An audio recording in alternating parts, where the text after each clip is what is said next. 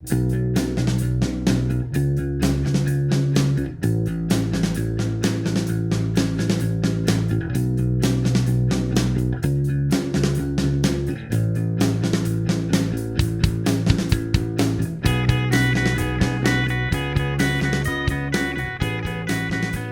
here with Amanda. She is from my hometown of St. Joseph, Missouri.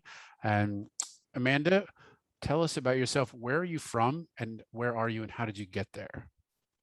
Whew, what a question. So I'm like Jim from St. Joseph, Missouri. And currently I'm sitting in the countryside outside of Bath, England. And to tell my story of a magical mystery tour of how I've gone from little town Midwest St. Joseph, Missouri, all the way over to Europe, sort of really started probably back when I was at university. And probably I was thinking about it over the last couple of days. I said, what really changed things for me? And it was, much like our generation, it was the intervention of the internet. I think before it would have been much more difficult to probably achieve some of the things that I've achieved, and being able to get out and break out from what is a very safe bubble where your family are from. But I think when I was at the university in Springfield, Missouri, which is always a really good anecdote for The Simpsons when you meet people. Yeah, I went there. Yeah, I started to intern with AmeriCorps, which was a program, I think, brought in by the Clinton administration in order to do good work within the borders of the US. And I interned with the Red Cross. And this was right at the time of September 11th. And I think it was about 2 or 3 months prior to that. And I remember really poignantly, I'd come home for Thanksgiving. And Jim, the hi-ho and all the different things that go on in those 3 or 4 or 5 days. I'd had an amazing time with groups of friends back home. And I received a phone call right before I drove back to Springfield that said my apartment had burned down.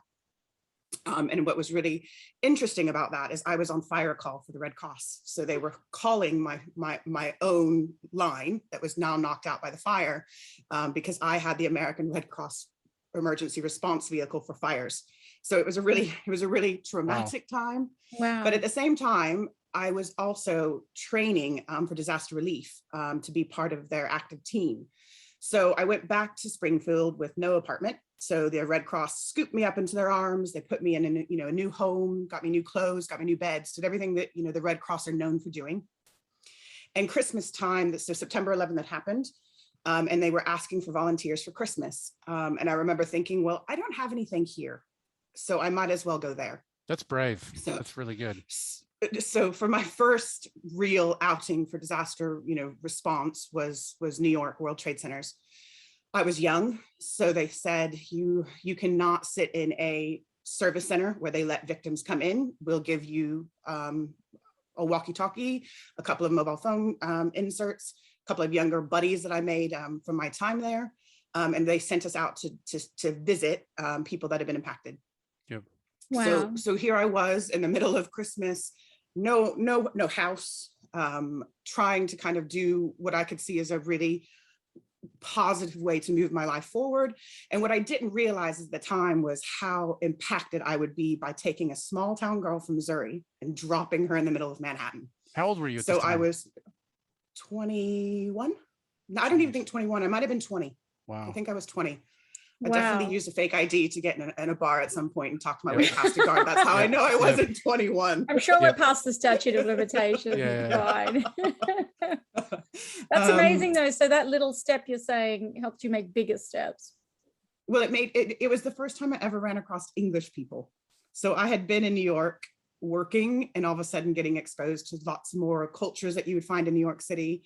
And I remember meeting a couple of really funny English, I think they were studying for PhDs at Columbia.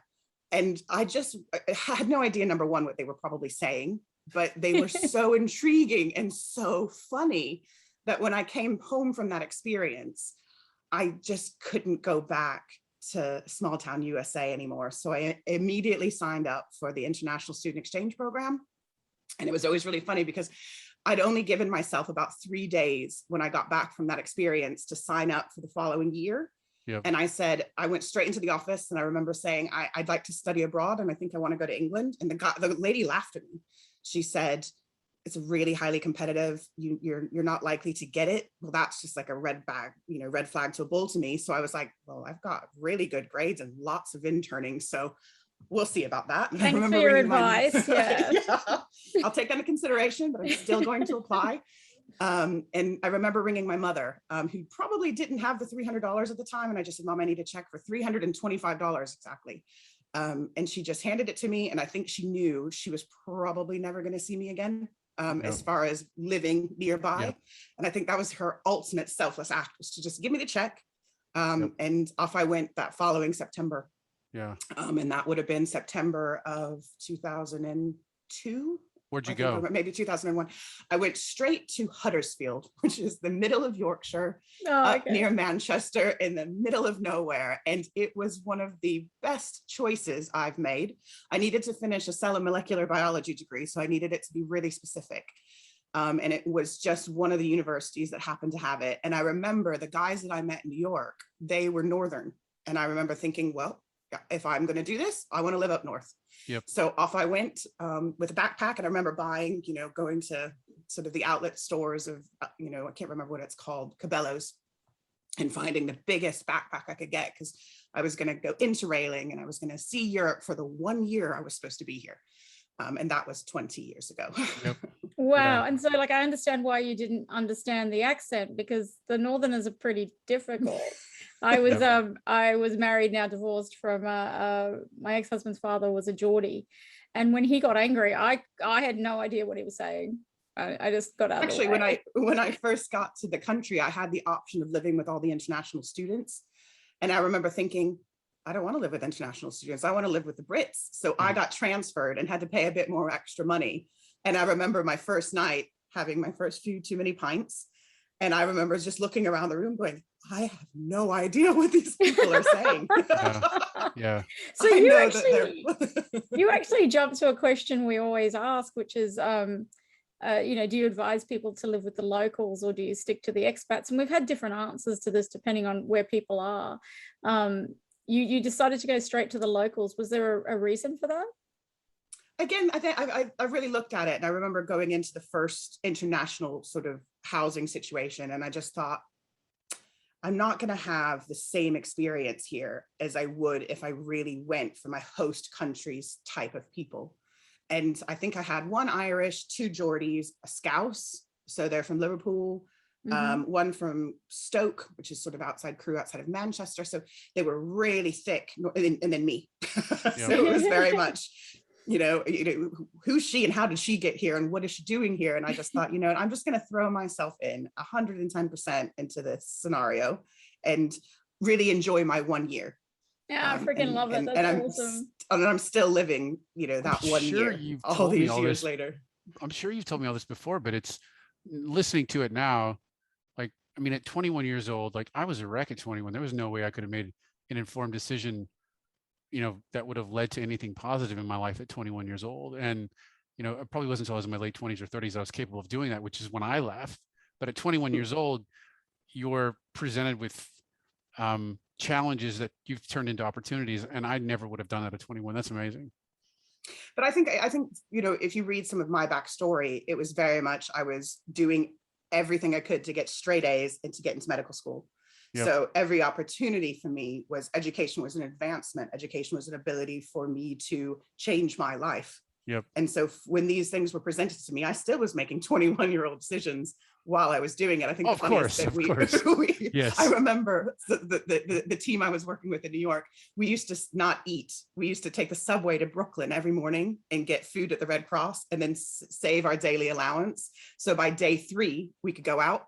So it was like we did things that still 21-year-olds do. Your priorities, it was a bright light, big city moment on top of what was a massive changing moment in the US. Yep. So we were still learning, I'd never been on a subway. I had no idea how to navigate things. And next thing you know, I was just given a Red Cross vest and, a map and sent on my way. And I think for me, to live the life I live now on the underground in London, I just got back from a 4-day trip, all over zigzagging across the city. I just always laugh to myself because I still feel like a tourist every single day. And that to me is the best feeling. I still feel like that, it doesn't happen as often, but I'm riding the train or driving across the Sydney Harbor Bridge, and it just hits me, and I'm like, crap, I live here, and it's 20 years later. And I lived in London, and every time I go to London, or if I go to Barcelona, anywhere I've lived, I'm like, God, I used to live here, and I still can't believe that I can say that.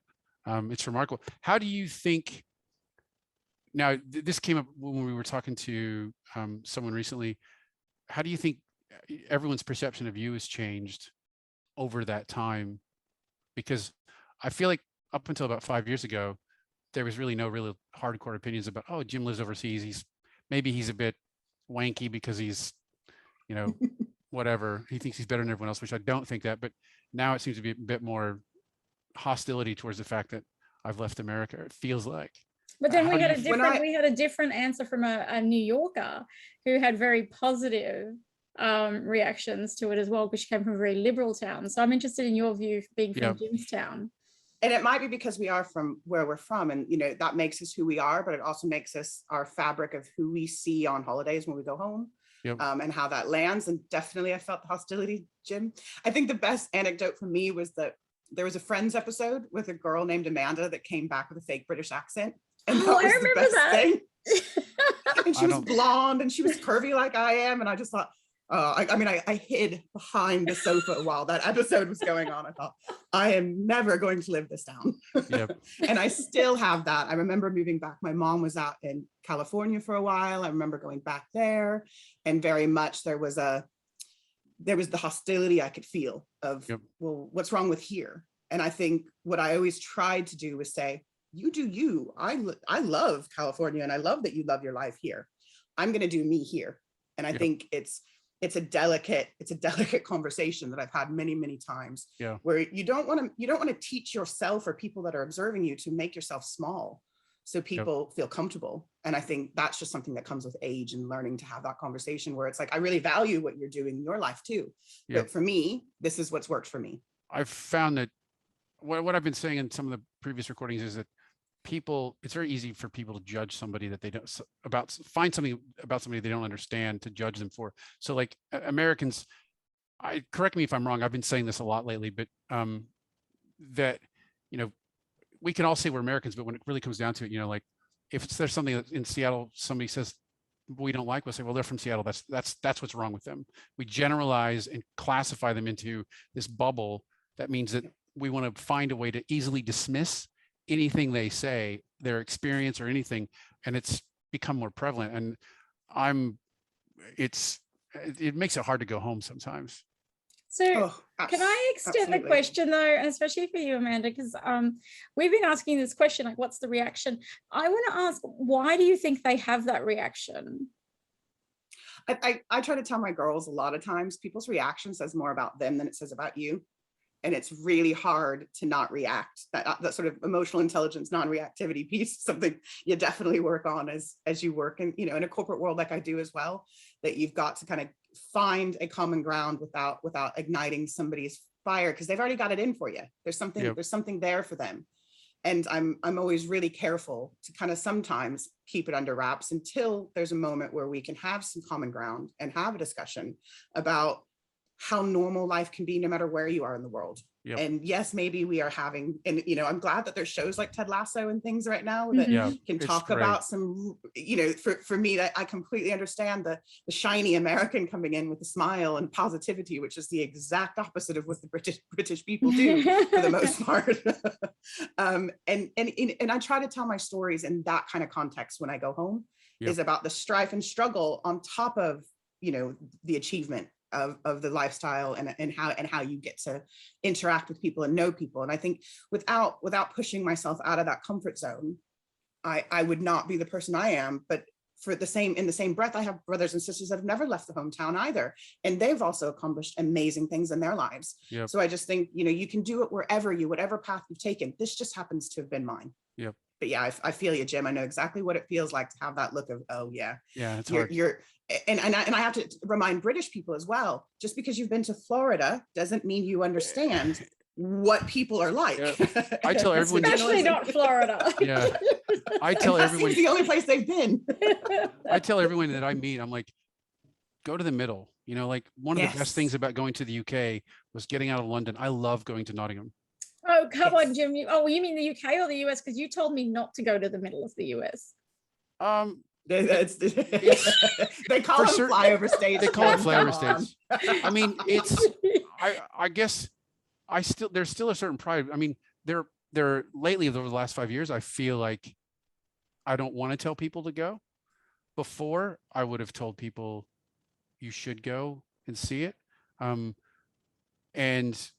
you know, there are some nice, lovely communities, but over the last 5 years, the things that I've heard, the things I've seen, the reactions to me just being abroad makes me, and I've got a friend from London who's, you know, he's an ethnic minority and he lives in Kansas City now. And, you know, he is nervous. Yes, and, you know, Kansas City is a more progressive city than St. Joseph. So I kind of go back and forth about whether or not I recommend people to go. I want people to go and like it because that's where I'm from and I loved it and I grew up there. But at the same time, there's just some attitudes going on that worry me, and I don't know what to say. It's hard because it's part of our fabric, and some of the most amazing people that we have been, you know, we grew up with and we knew, you know, come from those really well established, tight-knit communities that we were. But my brother always says it's not the same place we grew up in, and I don't think any place stays as it would. Right. Yep. And I think, you know, you see migration of people just within the Midwest about things that are going on based on what their ethnic minority background is, or, you know, even if it's just religious or whatnot. But yeah, I would agree. I don't have the same pull to go back as much as I used to want to show off things. And, you know, that's just the passage of time. Yep. And so speaking of that, this is a good segue into out of the political arena and into things that we want to talk about. Like, what are the things food wise, and let's switch to food because Damon and I love to talk about food. What are the foods that you've taken from the US to the UK that you've introduced everyone to? Because you've sent an email to me and I already know what some of the answers are. And what are the foods that you've taken from the UK back to home to introduce people? Funny enough, I had a friend here last weekend and she said, "Oh, it's Thanksgiving." She was like, "Amanda, you've got to give me some of those recipes." And I said, "Why?" And she said, "Because Americans, they don't just do vegetables. They do vegetables with all the best delicacies on top." So she was talking about green bean casserole. She just said, "How could you take a basic green bean and turn it into something that is so delicious?" So I do take those types of things. Every time I leave, you know, KCI Airport, I've got Jiffy cornbread, Heinz 57 sauce, Dorothy Lynch salad dressing, which I've now learned you can't find outside of St. Joseph because my sister lives in St. Louis. They don't do that. They don't do it there. I've never heard of this dressing. Yeah, it's like an orange poppy seed. Again, it's something that I grew up with. But the biggest one that my family will fight me for is Rotel. So the orange cheese. Velveeta is the. Oh really? Yeah. Okay. The Velveeta cheese. I think it's banned in the EU because of E numbers. So you really can't even. It's really, you struggle to even get a hold of it. So when somebody comes over, they tend to smuggle me in a thing of Velveeta and a can of Rotel. And me and my sister have both had Rotel taken off us in the security line at the airport because it's liquid. Like, but it's in a can. We can keep it. Like, no. Yeah. So that's kind of the stuff that my family will fight each other for eating when I bring that back over here. But again, you know, over 20 years, much like probably yourself, you had to learn to let a lot of that go and really embrace what's around you and try to find your new normals.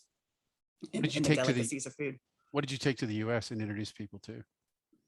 So I still get people call me about Sunday lunch. So Sunday lunch is not it's a construct. It's not a meal, but it is a traditional Sunday, a roast chicken or a roast lamb or something like that with vegetables, but it must include a Yorkshire pudding. And I walked around this place for the first year thinking it was dessert. And actually all it is a really lovely piece of bread that's puffed up that goes to the side of your plate. So I still have friends and family call back and say that. And when I have family come over, scones, which we have an argument in my household, whether it's scones or scones, depending on where you live. They will always look for the clotted cream. And I live down near Devon and Cornwall where a lot of the clotted cream's made. So that's definitely something I put out as a spread when when they come from the States. And when I have repeat visitors, they'll always say, "Ooh, do we get those scone things?" I was like, "Of course." And I just was in Dublin last week with a guy from Spain. And the first thing he said was, "Could you find me some scones in between cases?" I was like, "Yes, we'll see what we can do and get you some scones." One of the easiest things I've ever made, and Americans love them.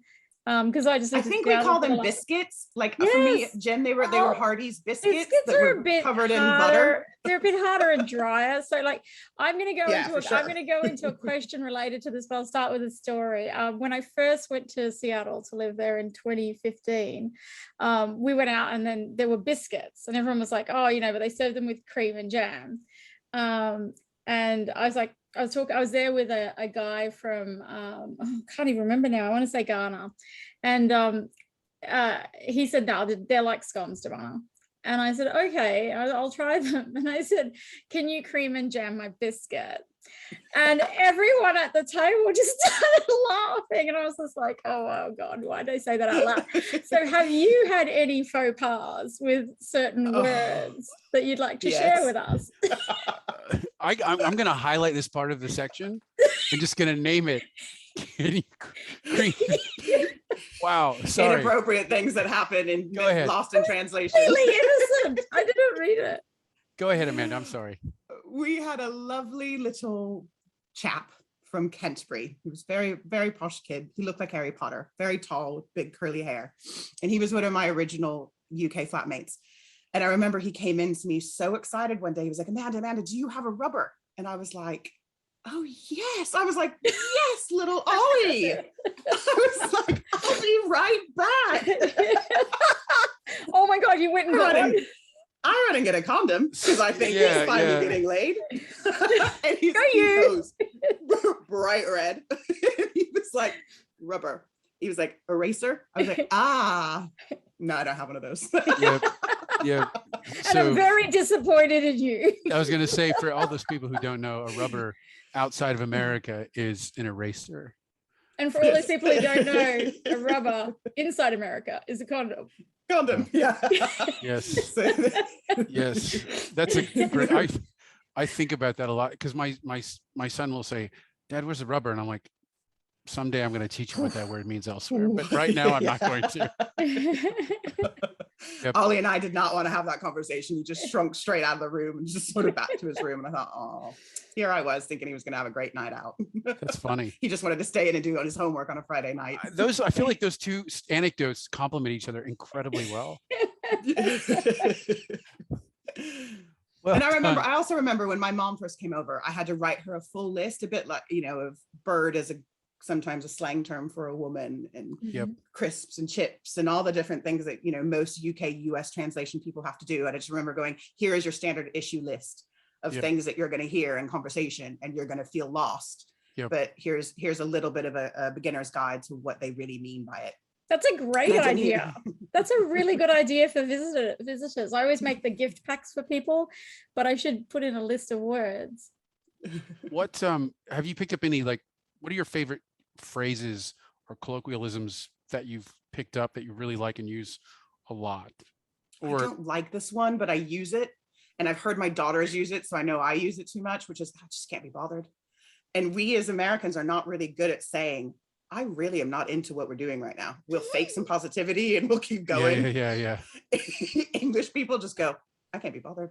And then off they move, and they don't mean it that way. That's just part of the way that they interact with one another, that it's okay to say to a stranger or a friend, I don't like what you're doing right now. I'm not really up for doing it, so I'm not gonna. And they don't beat around the bush that way. What about humor? We've talked about sarcasm being, it seems to be different across America, Australia, and the UK. Did you have trouble adjusting to that when you got there? No? Okay. Everyone in America just thought I was being a bitch, where actually I was just really sarcastic. So when I came to England, I remember thinking, I have found my spiritual home. These are my people. Yes. They all drink. They make fun of people that don't drink. And if they make fun of you, what I learned over time is that they only make fun of people they like. Yeah. So they use it as a bit of a sport. Yep. So if they're making fun of you, I now realize, I was like, oh, you really like me. Yes. Down in Australia, I think that's completely opposite. They don't even get that. And in Australia, we were talking to an Australian who was in Seattle at the same time as me, and we were saying that we would make fun of people and tease, and everyone would be like, "Oh my god," and we'd be like, "That means I like you." But I did have one person come up to me just before I left the US, and he had said something in a meeting, and I was like, "Wow, that was kind of rude." And he came up to me afterwards, and he said, "I was just taking a piss." Yeah, and I'm like, you weren't taking a piss. They were taking the piss. And I think that's something that they do here a lot as well. And those are the words that kind of make you go, you know, the C-bomb, they use that as normal conversation. In America, you'll get punched. Yeah. They call it the toilet. My mom was like, "Do you have to call it the toilet?" I was like, "Well, they don't get restroom. You're not taking a rest in there, so they don't get that." And I think one that really, really shocked me when I first moved here was they have this ability that if they're checking on you, so we say, "Are you okay?" Yep. They say, "Are you all right?" And the way they say it, you immediately think there's something wrong with you. Yeah. So I have to always tell my family before they get here, they're going to check if you're all right. And that means, hey, how are you doing? But when they say it, I remember for the first couple of years, I would kind of go like this, going, "Am I all right? Yeah, I'm all right." Yeah. In Australia, there's the difference is Americans say, "How are you?" Australians say, "How you going?" And everyone's like, by bus. By bus, you know, yeah. Yep. That's what you have to learn really, really fast, because people are just really confused. So yeah, so we did the food one. I know you jumped from, so you went to New York, to Manhattan. Did you go straight to school? And are you currently in the place you went to school in? I mean, I don't know where you are right now. No. The story kept moving from there. So after I came here, I met my husband, that is still my husband, thankfully, about 2 months into being here. So I absolutely told him no over and over and over again, because I was like, I just got off the plane. I'm in no hurry to settle down here. And I remember he was saying, "I'm going to be an officer in the Army," and he was off to Sandhurst. And I went, "Great, I want nothing to do with you, because in America, you join the military, it's normally because you can't get a good job." And that was my perception. That's not the truth, but that was my perception. Yep.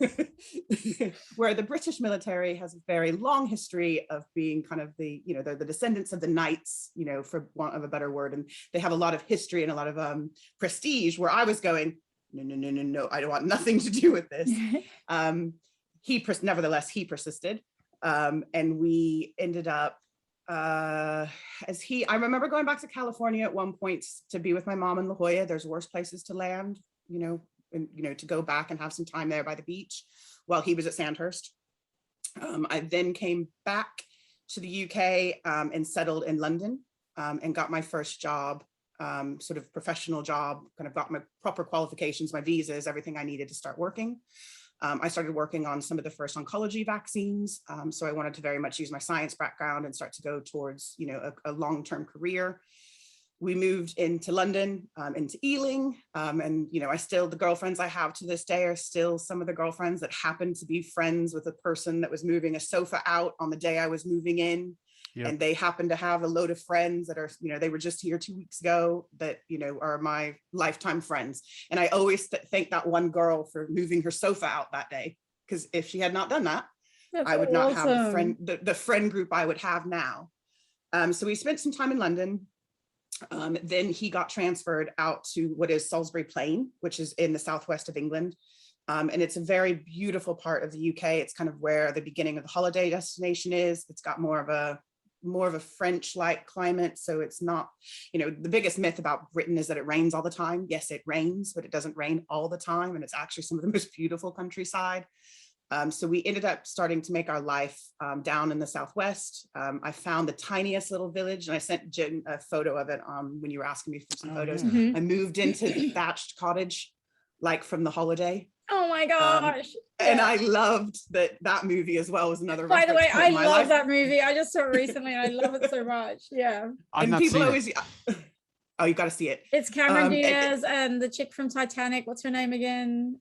Kate Winslet. And she's an American trying to live in Little England, and her name's Amanda in it as well. Yep. So it's another one of those moments where I'm just, and you know, I think I even went as Cameron Diaz from Something About Mary for Halloween one year. So it was just so many parallels that I'll have people call me like around Christmas time going, I'm watching The Holiday, I'm thinking of you. So when I saw my first chocolate box looking thatched cottage, I was like, I'm moving in. Now, nobody told me that it has night storage heating. It's absolutely freezing. It's mildewy, it's cold, you know, so we only lasted a year in it, but every sunny summer day, there wasn't a better place to live. So we got our first dog, settled down, and we've been now in this same general area ever since then. I just want to go back to that career counselor person and tell her she was wrong. The one who said you won't get into England and stuff like that. But I love that because it really kind of just went, I remember having a bit of a glint in my eye and going, we'll see. I'll be back in 3 days. You know, she's like, but you only have 3 days. I said, well, I've got 3 days. Yeah. And I'll so be speaking back. of Nick, your husband, now we've talked about dating, and it sounds like you didn't do much other than get to know him. But what was dating like? Because dating doesn't seem to be a thing outside of America too much. Like, what was your experience with that? Well, actually, it's really funny because I do draw these parallels because I think there was part of me that moved here, and my daughter was doing a project on migration recently, and her teachers wanted to know why I moved. And I said, music and men. And my daughter goes, I can't tell them that. I said, well, that's the truth. I said, I wanted to expand my horizons. I wanted to find a European husband. And because there's a very different mentality to dating when I moved over here. In America, it always felt like if a guy liked you, they had to pretend they didn't like you.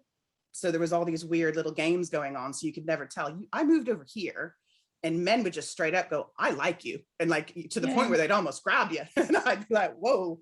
And I think I found that, number one, overwhelming, but then refreshing.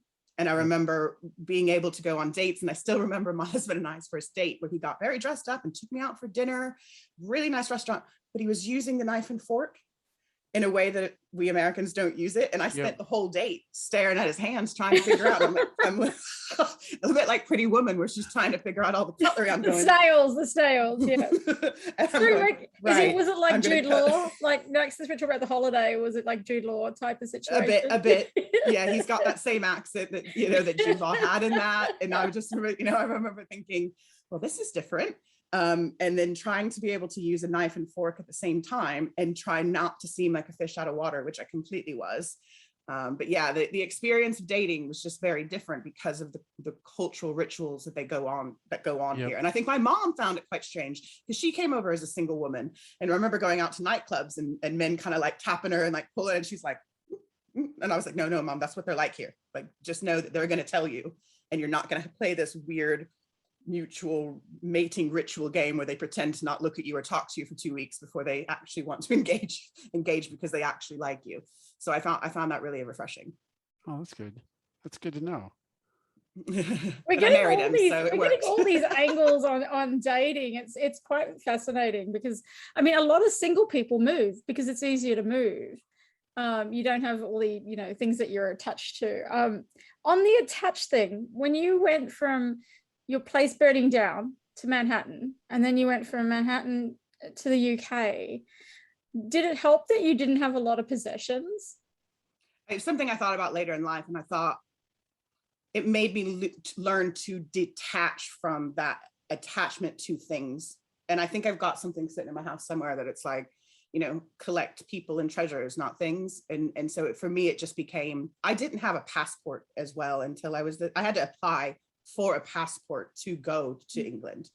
And I've probably been to about 40 countries now. And I just think to myself, if I'd not pushed myself out of my comfort zone to do that, would I have the knowledge of what people are like? And I always use this analogy when I go get my nails done, because 9 times out of 10, they're Vietnamese.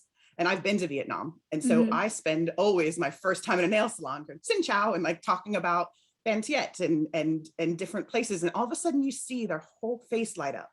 Because for one time in their cultural experience, while they're sitting in England and they don't, they don't have probably a lot of people that know where those places are, they instantly soften.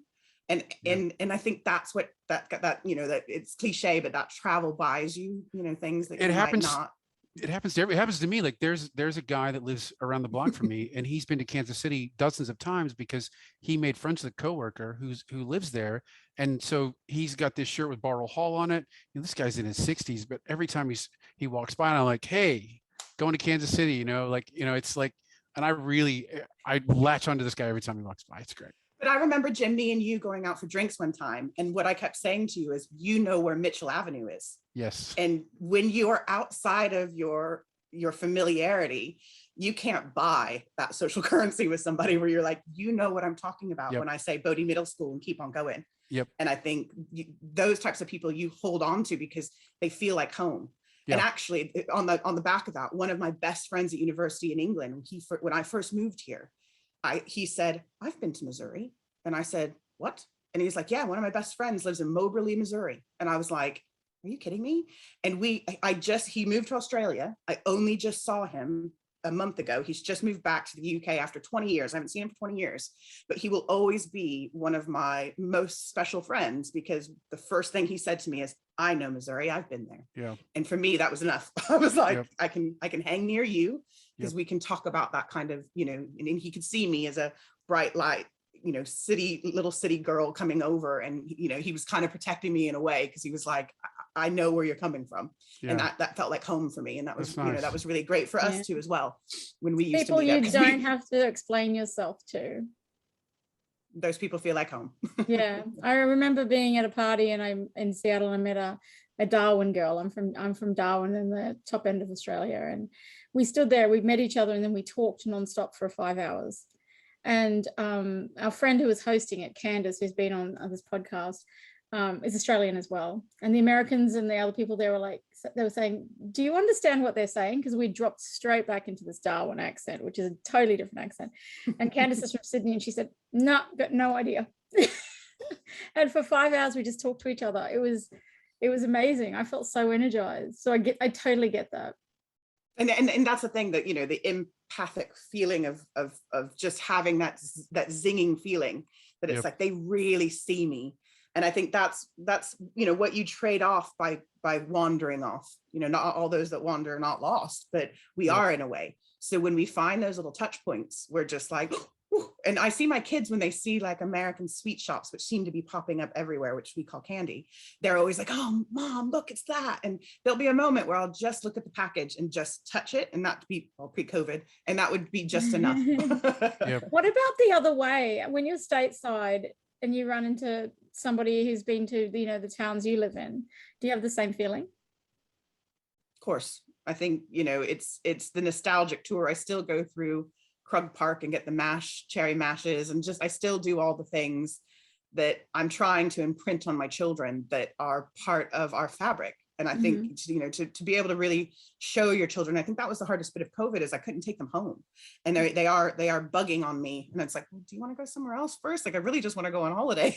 I can go on vacation, because it costs me the same amount of money to go home as it does to go to some luxurious place in the Caribbean. So I think I've always got to make that trade-off on what they need as cousin time, who are, you know, your family, that those sleepovers are priceless. So you have to put that money down and just go.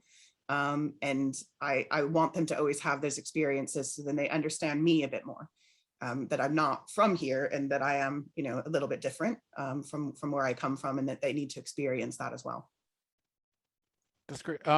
So I wanted to ask what when you think about, and we've kind of covered this a little bit, but what makes you cringe about America still? And what made you cringe what makes you cringe about the UK?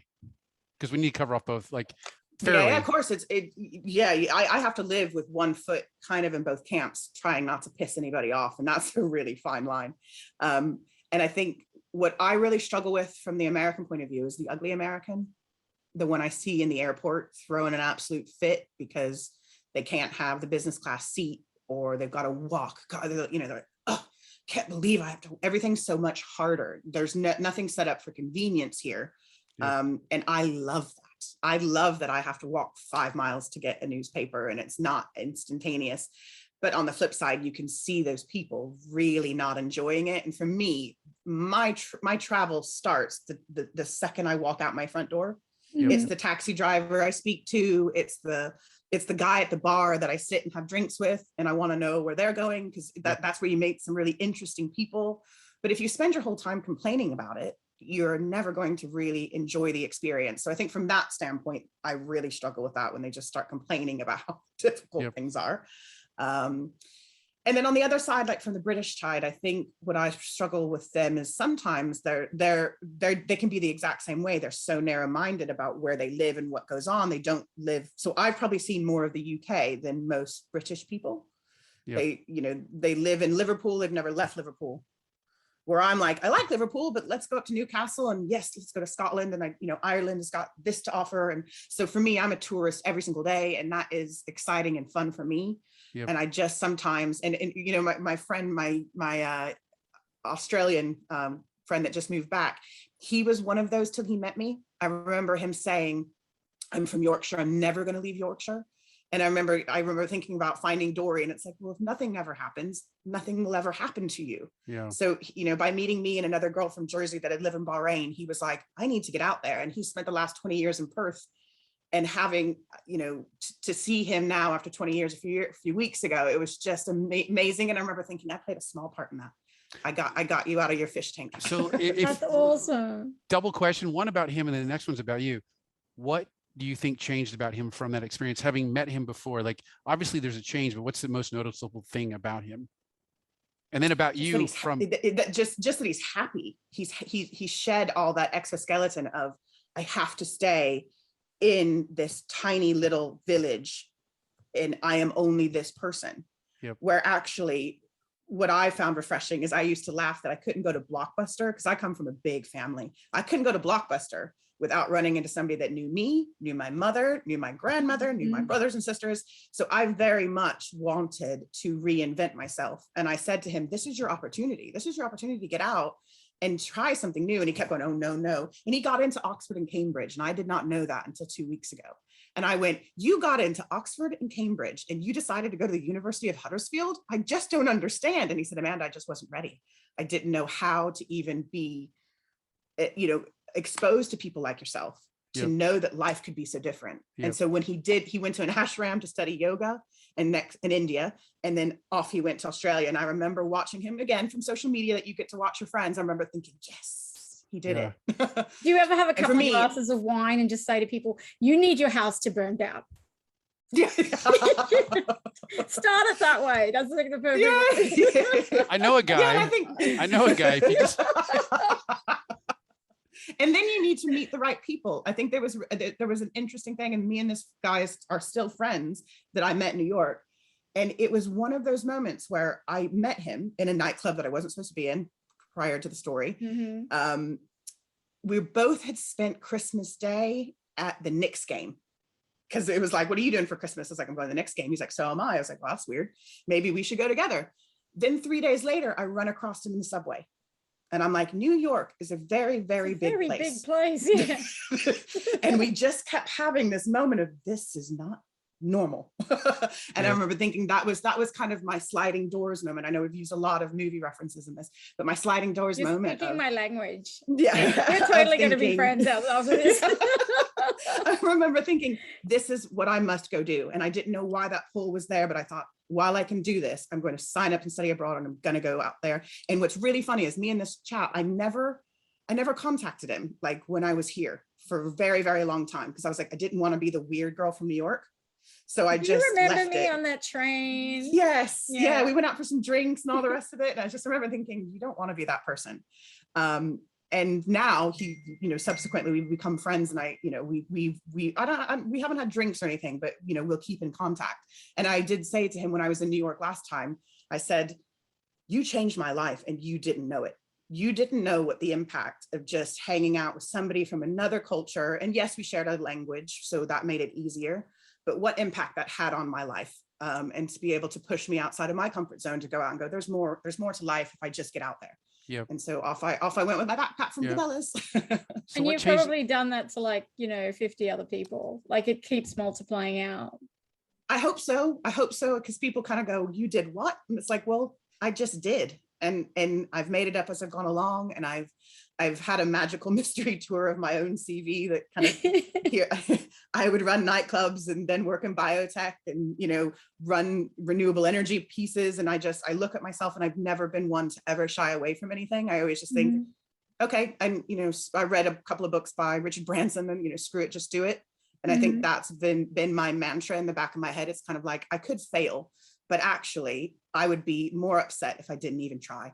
You said something earlier, like Jim was asking you about how you do that when you're 21, and he was saying that he was still working stuff out.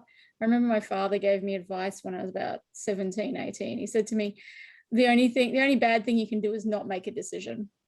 And Absolutely. he said, just make a decision.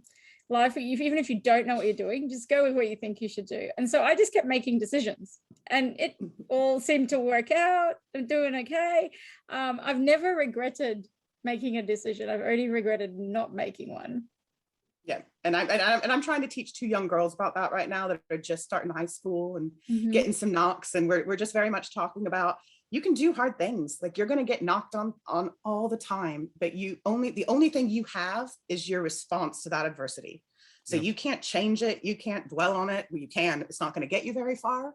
But what you have within yourself is the ability to respond and keep moving and not letting that keep telling you that negative thinking to stop you from doing that next piece. Yep. So yeah, I'm the poor children. I have a degree in psychology and I work in marketing and they are messaged to within an inch of their life. Yeah, my parents are both teachers, so I totally understand. So I do feel bad at times that I am just key messaging them to death. But we're trying to teach resilience. And I think that, that was probably the first corporate lesson I ever had, was I had a really good mentor give me the book, Who Moved My Cheese? Oh, I love that. I make everyone read that.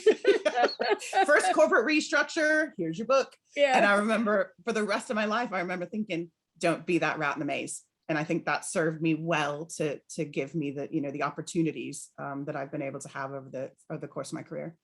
That's great. Well, in terms of back to the change thing. So this guy clearly went through some change. You sound like you wanted change from the time of 21. You wanted that. So in that 20 years, how do you think you have changed from the young woman you were, a small town girl, to who you are now? Because of being abroad and experiencing all that stuff. Yeah, it's amazing what you know when you know it, and when you know better, you do better. And I think having the emotional intelligence to understand first how you land with people, because that young 21-year-old was gung-ho and I haven't lost it completely, but I now know when to rein it in and when to bring it out. And I think when you're first young and fighting and you're trying to find your way in the world, you're just, especially with the background, like I was an athlete, I'm a firstborn type A personality. So I was just like, I am going to hit you like Frank Train. And now it's kind of like, find your people, tease those people out. Then you can tell them that, burn your house down and then see what happens. But Love it. But you've got to have your own emotional intelligence to understand, where you're coming from, because if you cannot deliver your message well, it's lost anyway. It's on deaf ears. So, I wouldn't change a single second. So can I turn the change question around a bit and ask, what would today Amanda tell young Amanda, like whenever that first sliding door was, which I think was your place burning down, or maybe it was another moment, but what would you tell her? Keep going. It's always darkest before the dawn. I always think that right when it feels so hard and everything's a mess, it gets better. And I think you just keep telling those young kids, those older people that need to make a change. Change is a good thing. Change can be amazing. Like I probably like change a bit too much. Yeah, me too. But that's what's made my experience for me as dynamic and as fulfilling as it's been, is that change for me. And I think, we didn't say it, but me and Jim actually met as young people and we didn't know it. Yeah. So my mother was working with somebody that knew Jim, and she was looking for mentors for us. And she really liked Jim and just kind of encouraged him to be my brother's mentor. And for many years, so terrible you were not terrible at it. And for many years, I had a picture of Jim Galindo and my brother playing basketball at the Y. And I remember thinking, I don't know, so when I met him many years later, and we used MySpace, didn't we? That sort of dates us to that as well. Yep, so did I. It took us 2 or 3 meetings for drinks in London before we realized he was my brother's mentor. That I went, oh my God. I just had a moment where I went, Jim Galindo, I know who you are now. And I think with those experiences, and so that's why when you said, as a 21-year-old, my mom saw something in you. My mom saw that you could do that for a boy that, we came from trying circumstances. We needed those types of mentors. So she put us in front of sports, and she put us in front of people that she thought were going to help, bring us out. And I think that's why it's really important now that I do as much mentorship as I can do with other people about, whether that's career wise, whether that's with parenting and, other things that I can help. Because, you get so much out of it. You help that person, but really it helps you. And I think, those that work in those types of industries, I've now gone back to much more patient care type of work. And it is just so rewarding. And I know that that's where I'm finally kind of where I belong. Yeah. It's, sorry, I'm just stunned when you talk about that time, because it's very, to me, that period and probably the following 10 years were probably the hardest of my life. And I look back on that and I think, there were a number of times that I canceled on your brother, and I mainly for whatever reason. And I look back now and I'm like, now that I'm a father, especially, I'm like, I really, really wish I hadn't done that. I wish I had the strength and the courage to be the person that I am now back then, because I mean, I liked your family. I like your family and I like your brother. And I felt like I was a complete failure at that. And I still feel like that no matter what you tell me, and you've told me this before, I still feel like a but you are failure. the person you are now because you went through that. Right. So to change, and you were still the guy. You were still the guy on our refrigerator. So no matter what, in our world, you were one of the ones that would scoop one of us up and take us up to do. And even if you canceled certain days that you canceled, my mom just would have smoothed that over. And maybe she was trying to help you in a way too. Because I think she probably would have, there would have been a lot of my mom going, this will be good for you too. So she would have been doing that piece together. But thank you for that. I mean, it's nice to hear it every time, but it's hard to hear it at the same time. So, and you're always harder on yourself than anyone else is. Like, that's one thing I'm realizing now. I forgive myself, because no one's going to be harder on me than me. You don't need to punish me. Trust me, I'm doing it myself. But isn't that a great lesson, is that we finally learn to forgive ourselves for all the missteps, misfires, all the life lessons. And we can forgive other people finally because we can forgive ourselves. It's so true. Still and hard. When you check with people, you realize they're like, I haven't even thought about that. And you're like, I've been thinking of it for 20 years. And they're like, I forgot that happened. You're like, damn it, so much energy. My therapist would like you to then tell that person it's okay. Exactly. Yeah. How are we doing on time? We have about 10 minutes. Excellent. Well, questions. We've got 10 minutes to ask and pull more out of Amanda. Oh my God, I want to talk to you for like 3 days or something. Like, it's so much fun.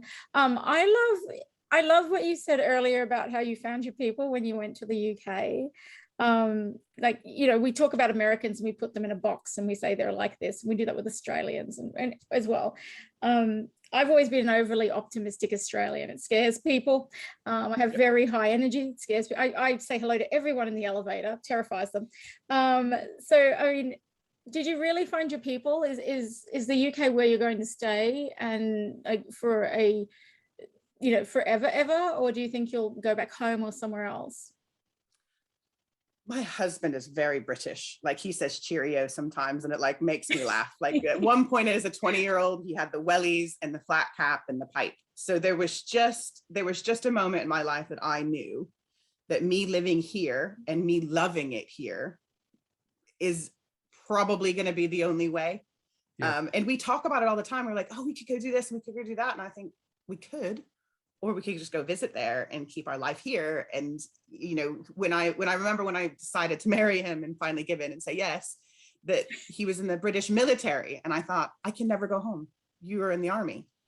Then he comes out of the army and he sets up his own business. And I'm like, well, now you're a business owner. You're never going to be able to just quit your job and move. So there's never been a scenario where I can see myself, and I wouldn't want to, because I think some of my girlfriends, it was really funny. We were supposed to meet for lunch with another girlfriend this week, and she said she's American, but she's got good banter. And she goes, that doesn't normally go in the same sentence, but she does. So I have a lot of British people tell me I get my honorary British citizenship for just being good fun and going with it. And I like that I'm constantly going and bucking against the American stereotype of us being, you know, a bit not dull, but like not quite up with the banter, not as quick and not, you know, not as funny. And I think anytime I can win somebody over, I'm always like, yes, actually score one for the Americans, because you don't know us. You don't know all individuals. of us. That's the thing, right? And I should, like, for anyone watching this, it's actually not a Zoom background. We talked about this before. So your situation is lovely. That actual giant fireplace is yours in the background. So would you say a renovated barn? Yes, this is it's a dairy cow barn from, I think, the 18th and 19th century. So. And I just want to correct them on here. It's barn, not bond. In one of the previous episodes, we talked to Candace, and she went to Home Depot in Seattle, and she wanted a top, which is a tarp. And the guy for 20 minutes, it couldn't figure out what she was saying until tap. No, her American friend, male friend, came up and said, "Oh yeah, she wants a tarp," and he's like, "Oh yeah, they're right over here." So yeah, it's now that any chance the letter R comes in, I can kind of just poke in there a little bit. I'm going to do it. I'm the same way with English people with butter. They say butter. They don't pronounce all of their enunciation. And I remember being with an Irish girl once, and they do paper based on A2, A3, A4, A5, and every time she said A3, it was like. I was like trying to take her to the tree aisle. I was like, and she's like, no, Amanda, a tree. I was like, oh, A3. Yeah. So it just gets lost in translation, which is part of the fun. Yeah. Or she was being very specific about where paper comes from. Yeah. A3. I wish I'd made that joke at the time. That's amazing. Jim, did you have one? I was going to go, but you go. No, I mean, you covered off my, are you a forever expat, or will you ever be a repatriate or an expat somewhere else? So it sounds like that's not going to happen.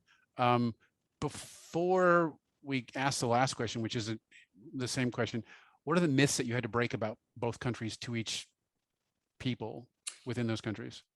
So we're not all the Simpsons. So there was just a lot of, I've seen the Simpsons. And it's like, no, Bart and Homer do not live in our household. And then it was even harder because I came from Springfield. So it was like, see, you are the Simpsons. I was like, we're not. And so there was a lot of that kind of, I think we can have not a great reputation abroad. And I think, Jim, you can probably attest to that. I work with a German and Switzerland office right now. So I think that sometimes they're like, oh, the smiley Americans here. And I think they like that, but I think they also probably snicker under their breath as well.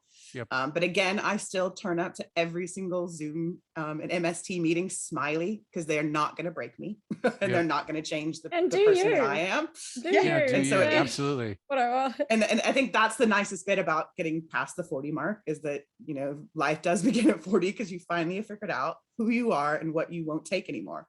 And I think when you live in a place where you're constantly stereotyped and you're having to constantly break that, of course you're going to really get to know yourself, because you are holding yourself up without all of the comforts of knowing where the Belt Highway is and where all your brothers and sisters are, and having that security blanket.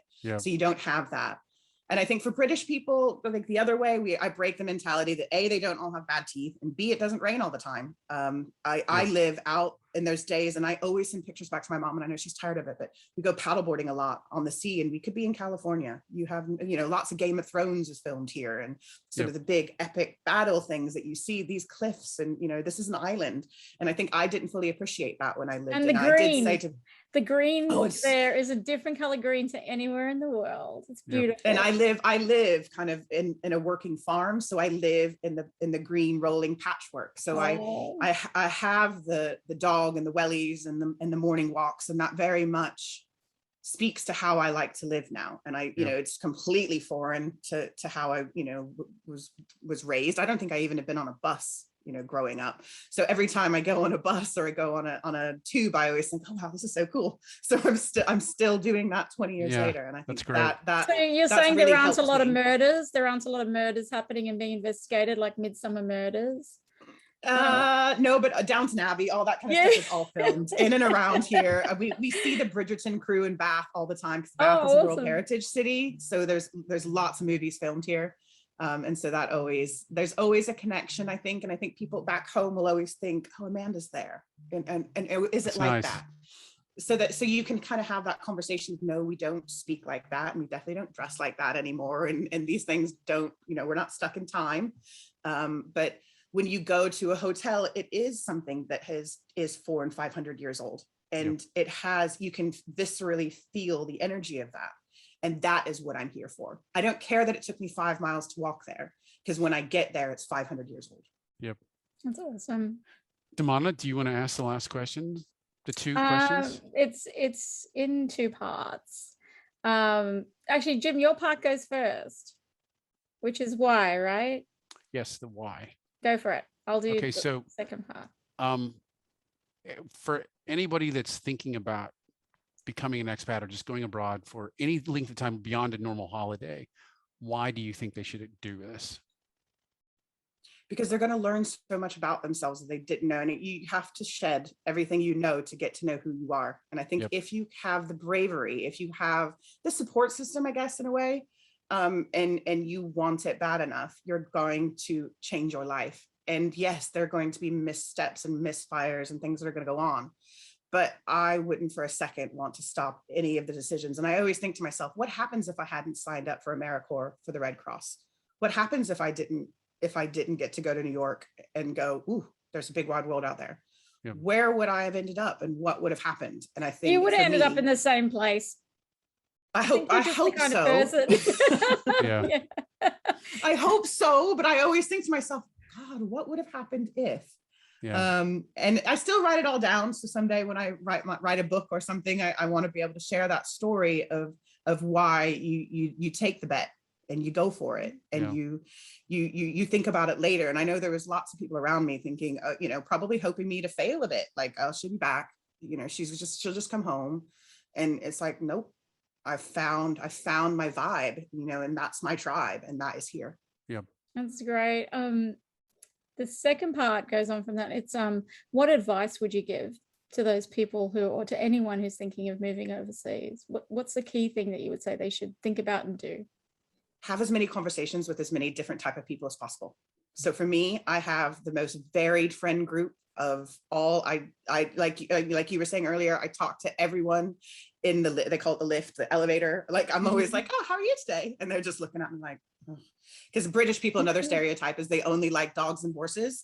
So eventually they like humans. But they show, they can be the most reserved English person, and you give them a dog and a horse and they go, oh, and then you present them with a human and they're back to being buttoned up. So it takes you at least a couple of months of getting to know people before they start to soften. And this is a really funny story. I remember we had a Welsh band come to St. Joe, Missouri, and I was home, and it was an ex-boyfriend of mine. And he said to me, hey, man, down at the Bone. These are all references to Jim and I don't know. He said, this band is down at the Bone. You should come down. And I was like, okay, it's a bit awkward. We're not dating anymore, but yeah, I'll come down. And we end up taking the whole Welsh band back to our house, and they bring their RV with them, and we let them plug in to like our electrics to recharge. And I remember I took them to Walmart. We had Thanksgiving dinner with them. I found one of them poignantly, I remember, with red Adidas 3 stripes asleep in my bathtub. And I remember just somebody get him a duvet and a pillow, he'll be fine. So the next day, and we're still friends with these people, I still go to see them, and they still go, we could not believe that your family just took us in. And I think to myself, but why not? Why would you not bring, strangers in a strange land that didn't know where they were, what they were doing, and say, you want to go see Walmart? So I remember taking their big RV to Walmart. I think that's a clip in and of itself to market. This is strangers in a strange land, and I'm going to go take them to see Walmart. We were just talking about what we're going to put in our ad. Amanda, you just made our ad. So you assume the best of people. Yeah, I assume the best of people, and people will show you who they are in the long run. And so then when they show you, you need to believe them. So don't think that I've not had my hiccups because of this. Yeah. But my mom was the type of mom that I remember once picking up a Jewish rabbi off the side of the road and him giving us little spoons as a thank you. And I remember thinking, there's a time in our lives that we're going to think that that's not safe to do. Yeah. But we come from helpers. And so if you can help somebody, you do. Yep. And I think that is something that I've taken out. And if there was a young person saying to me, what do I do? Just have the conversation. Don't be so closed off. And I think in COVID times, especially, we become so good at being masked up in a way, and not that I kind of, I'm happy when we can kind of somewhat take the mask off and kind of go back to that humanity piece and have those discussions. Even if it is still behind a screen, at least still ask the questions, be curious about other people, because I think those little nuggets in life are what you can apply to everything that you do. And if you don't have that conversation, you've just missed out on a life lesson. Yeah. And I very much live and breathe that. Yeah. Oh, that's wonderful. I love it. I think that's just a lesson for life, even not for people traveling, but just everybody. You've also made me feel better about talking to strangers, which I do all the time. I loved when you said you did it. I was like, I do that too. It just makes life more fun. That's really cool. Jim, did you have any more questions? No, I think that's it. Maybe what's the name of the band? Oh yeah, the Welsh They band. Walk Among Us. They Walk Among Us. Okay. And it's also really quite poignant. Their album at the time that they were promoting was Champagne Dreams, but Lemonade Pockets. And I remember thinking, again, that was a really good anecdote for what was kind of going on with them. And when my mom came over with my sister, we went to Wales for the Olympics when the 2012 games were on. And they hosted our family, and they just were telling random strangers, like on the street, this family just took us in, like, and we're here, like, to look after them any way that we could. So that kind of reciprocity that occurs, it does pay forward. And when you can still keep in contact, you can still drop in. So if I'm in Cardiff, I will tell the guys, hey, I'm around if anybody wants to catch up for a drink. And it all stems back from, do you want to come to our house and have Thanksgiving? Like, I had just come back from England, and I had 4 or 5 really eccentric musicians help me explain my story to my Midwestern friends and family. So it was just, it was symbiotic in that kind of way that was just, once in a lifetime. You had backup on that one time you're home. Yeah. I did. I was like, ask these guys, what do they think? Yeah. And they rip out the guitar and then they sing the story. And then they fall asleep in your bathtub and you just cover them up for the night. in red grease stripe at Adidas. Yeah. That's awesome. This has been a wonderful conversation. I wish we could just keep talking. I could keep going forever. Me too. I've really enjoyed. I woke up this morning and I thought, ooh, because you get a bit nervous, but I thought, no, it's just a conversation. It's just sharing how you've zigzagged your way all the way to where you are. So thank you very much to the two of you for even coming up with the format, because I think there's a lot of wisdom to be shared with people that kind of beat down their own path and find themselves a stranger in a strange land. Well, the wisdom's nice, but I think what I'm really enjoying is getting to know people and getting to relearn and re-expose myself to somebody like you, who I haven't spoken to like this for at least 10 years. And this is the best part for me is this. So, yeah. Thank you. It's wonderful. Thank you very much. And we've had that kind of feedback where everyone's just really interested in all the different views. And even if we get people from the same, like they're taking the same journey, it's completely different. Humans are wonderful like that. They are. Yes. Yes. We're all diverse and complex and interesting in our own way. And I think, these types of formats are letting people share that in a lot of way. And, we had to do it recently, like this is me on LinkedIn. And I was really kind of going, oh, I don't know if I should share this. And I thought, no, if a little girl is going to be inspired by listening to somebody else, and we have that capacity to do it, we now have the onus, we need to do it. And I think that's why, probably a few years ago, I would have shied away from this. And probably declined, where now it's a bit like, yeah, sure, let's have that conversation. These are interesting times with lots of interesting things to share, and I don't want to see borders start to close to one another. We still need to find a way to keep that humanity open. That's wonderful. That's great. That's really great. Cool. You are a very good interview subject. Yes, you are. I'm just going to start volunteering you for things. Just, reject the things you don't want. Thank you so much, Amanda. I've loved meeting you, and we'll be friends. Don't worry about Jim. We can just be friends. Yeah. Absolutely. Call me anytime. I keep stealing his friends. He keeps stealing my friends. It's working. Working out well.